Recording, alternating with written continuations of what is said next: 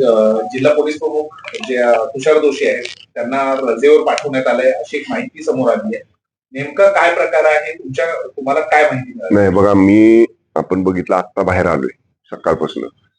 मी घरीच होतो काल, आणि सकाळी मला देखील तुमची जशी माध्यमांची सूत्र असतात तसं आमच्याही काही सूत्रांनी सांगितले की सातारा एसपीनं आजपासून सक्तीच्या रजेवर पाठवलेला आहे.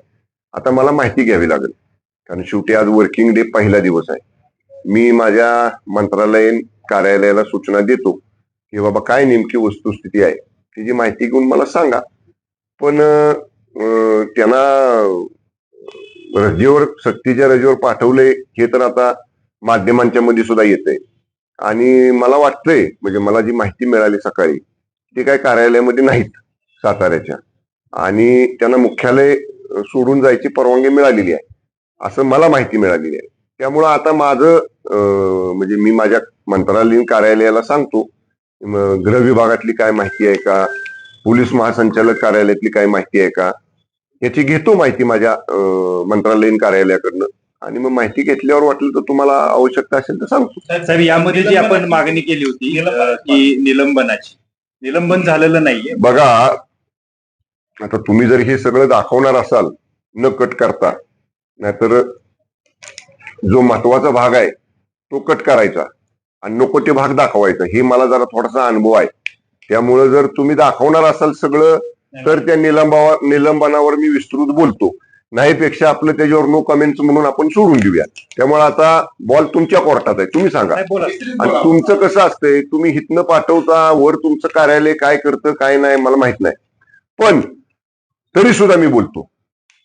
विधान मंडळामध्ये एक निर्णय झाला तुषार दोषी यांच्या निलंबनाचा. त्यानंतर पुन्हा एकदा माननीय विधान परिषद सभापतींना त्याच्यावरती निर्णय त्यांनी राखून ठेवला. त्या झालेल्या निलंबनाच्या निर्णयावर सभापतींचं काय मत आहे हा सभापतींचा वर्डिक्ट, निर्णय त्यांनी राखून ठेवला. तदनंतर आता सगळ्या माध्यमांमध्ये आलं की त्याच्यानंतर पुन्हा सभागृहामध्ये हा सगळा विषय चर्चेला आला. आणि जेव्हा सभागृहाचं कामकाज तहकूब झालं तेव्हा मग माननीय सभापतींच्या दालनामध्ये वरिष्ठ नेत्यांची बैठक झाली. आणि त्याच्यामध्ये मग सभापतींनी निर्णय असा दिला की हा उपसभापती महोदयांनी दिलेला निर्णय निलंबनाचा विधानमंडळामध्ये झालेला आहे. तर आता याची अंमलबजावणी करायची किंवा याच्या बाबतीतलं काय या ठिकाणी नेमकं म्हणजे काय त्याच्यामध्ये पुढं करायचं, या बाबतीत संविधानिक तज्ञ, कॉन्स्टिट्यूशनल एक्सपर्ट्स, म्हणजे ज्यांचा घटनेचा अभ्यास आहे, संसदीय कार्यप्रणालीचा अभ्यास आहे, लॉ अँड कायद्याचा अभ्यास आहे, या सगळ्यांकडे हे प्रकरण आपण पाठवू, त्यांचं ओपिनियन घेऊ आणि त्यांचा ओपिनियन आल्यानंतर ह्याच्यावर निर्णय घेऊ. त्यामुळं आज माझ्या माहितीनुसार उपसभापतींचे निर्देश हे निर्देश पारित झालेले आहेत, पण त्यावर माननीय सभापतींचे निर्देश हे लॉ अँड ज्युडिशरीचं आणि संसदीय म्हणजे कॉन्स्टिट्यूशनल एक्सपर्टच्या ओपिनियनसाठी प्रलंबित आहेत. त्यामुळे आता आम्ही हे सगळं विधिमंडळच्या कस्टडीमध्ये आहे. त्यामुळे याच्या बाबतीत जेव्हा कॉन्स्टिट्यूशनल एक्सपर्टची ओपिनियन येतील, लॉ अँड ज्युडिशरी म्हणजे कायदे तज्ञांचे ओपिनियन येतील, अभिप्राय येतील, त्याच्यावर मग कदाचित सभापती महोदय पुढचा निर्णय घेतील. म्हणजे याची चौकशी सुरू आहे? नाही, चौकशी तर डिक्लेअर केलेलीच आहे.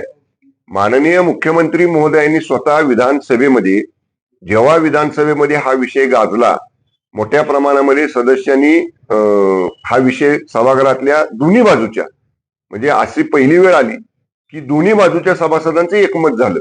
आणि मग त्यावर माननीय मुख्यमंत्री महोदयांनी सांगितलं की मी या बाबतीतली चौकशी करतो, चौकशीचा जो अहवाल येईल त्याप्रमाणे आपण कारवाई करू. त्यामुळे आता माननीय मुख्यमंत्री महोदयांनी कदाचित या चौकशीचे सुद्धा आदेश दिले असतील. आणि माझं व्यक्तिगत मत, कारण मी गेली 30 वर्ष राजकारणात आहे, 2004 पासून माझी 4थी टर्म आहे, मी आमदार आहे, मी गेली 6-6.5 वर्ष 7 वर्ष मंत्री आहे. त्यामुळं आम्हाला जी माहिती आहे, एखाद्या वरिष्ठ अधिकाऱ्याची जेव्हा चौकशी सुरू होते तेव्हा त्यांना त्या ठिकाणी पदावरती ठेवत नाहीत, कारण त्या पदावरती राहिले तर चौकशीमध्ये बाधा येऊ शकते. म्हणून कदाचित, म्हणजे मी माझं मत सांगतोय की कदाचित ती चौकशी असल्यामुळं त्यांना रजेवर जायला सांगितलं असेल.